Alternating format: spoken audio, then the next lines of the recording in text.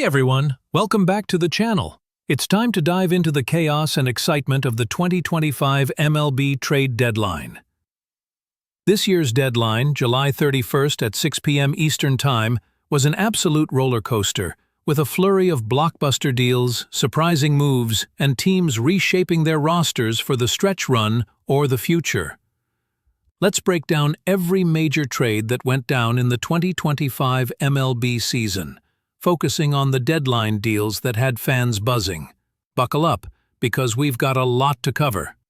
First up, the San Diego Padres went all in, as GM A.J. Preller lived up to his reputation as a trade deadline wizard. The biggest splash?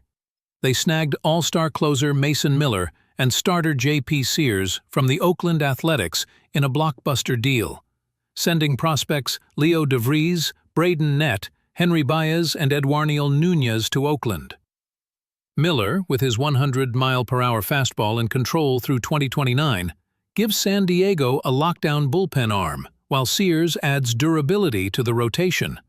But that wasn't all.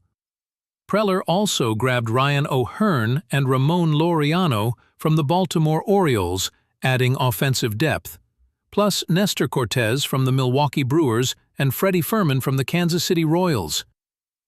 The Padres gave up a ton of prospects, but they're clearly gunning for a World Series title in 2025. Next, the Houston Astros pulled off a nostalgic stunner, bringing back Carlos Correa from the Minnesota Twins in a shocking move. With injuries to Yordan Alvarez and Isaac Paredes, the Astros needed a bat, and Correa, who agreed to play third base, fits the bill.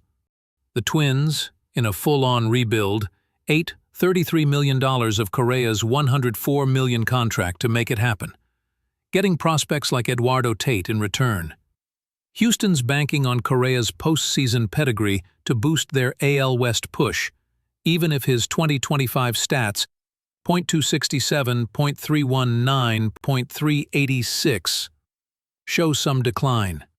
The New York Yankees weren't messing around, completely overhauling their bullpen with David Bednar from the Pittsburgh Pirates, Camilo Doval from the San Francisco Giants, and Jake Bird from the Colorado Rockies.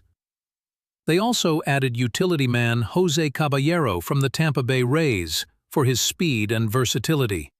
34 stolen bases. Earlier, they landed Ryan McMahon, Ahmed Rosario, and Austin Slater. The Yankees parted with prospects like Everson Pereira and others, but with Bednar, Doval, and company under control beyond 2025, their late-inning game is now elite. The New York Mets and Philadelphia Phillies went head-to-head in the NL East arms race, both loading up their bullpens. The Mets acquired Ryan Helsley from the St. Louis Cardinals, Tyler Rogers from the Giants, and Gregory Soto from the Orioles, while also grabbing Cedric Mullins from Baltimore for center field help. They sent prospects like Jose Buto, Blade Tidwell, and Drew Gilbert to the Giants for Rogers alone. Meanwhile, the Phillies landed Yoan Duran from the Twins and Harrison Bader from Minnesota, plus Matt Manning from the Detroit Tigers. Both teams addressed critical needs.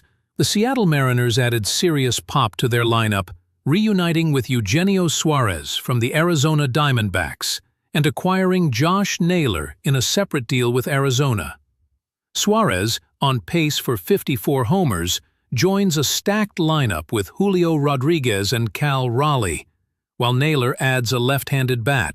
The Mariners gave up prospects like Tyler Locklear, but their rotation and new offensive firepower make them AL West contenders. The Cincinnati Reds made some savvy moves, picking up Ke'Bryan Hayes from the Pirates for prospect Sammy Stafura and reliever Taylor Rogers, plus Zach Littell from the Tampa Bay Rays in a three-team deal with the Los Angeles Dodgers. They also grabbed Miguel Andujar from Oakland. Hayes, an elite defensive third baseman, could be a steal if his bat rebounds, and Littell bolsters the rotation. The Chicago Cubs, leading the NL Central, added depth with Willie Castro, Michael Soroka from the Washington Nationals, and Andrew Kittredge from the Orioles, but fans expected a bigger splash like Merrill Kelly or Eugenio Suarez.